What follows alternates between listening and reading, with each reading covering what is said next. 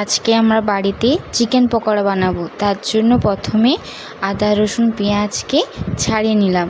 ছাড়িয়ে নেওয়ার পর আদা রসুন পেঁয়াজ এবং তার সাথে কাঁচা লঙ্কাকে বেটে নিলাম। বেটে নেওয়ার পর এখানে একটা পেঁয়াজকে ছাড়িয়ে কেটে নিলাম। কেটে নেওয়ার পর এখানে ধোয়া মাংসের ওপর কর্নফ্লাওয়ার এবং বেসন এবং তার সাথে একটা ফাটানো ডিম দিয়ে এরপর আদা বাটা, রসুন বাটা, পেঁয়াজ বাটা এবং কাঁচা লঙ্কার বাটা দিয়ে এবং পরিমাণ মতো নুন দিয়ে সাদা তেল দিয়ে ভালোভাবে ম্যারিনেট করে নেব। ম্যারিনেট করানো হয়ে গেলে এবার ম্যারিনেট হওয়ার পর মাংসটাকে 5 মিনিটের জন্য রেখে দেব। এর ফলে মাংসের ভেতরে মশলা এবং নুন সব ভালোভাবে মিশে যাবে। এরপর একটা কড়াইয়ে তেল গরম করতে দেব।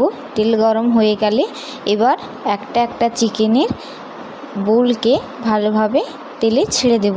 ছেড়ে দেওয়ার পর উল্টে পাল্টে একটু লাল করে ভেজে নেব। ভাজা হয়ে গেলে এগুলোকে তেল থেকে ভালোভাবে ছেঁকে নেব। ছাঁকা হয়ে গেলে আমাদের পরিবেশনের জন্য তৈরি গরম গরম চিকেন পকোড়া। তোমরাও বানিয়ে দেখো। কার কার কেমন হয়েছে আমাকে কমেন্টে জানাতে ভুলবে না।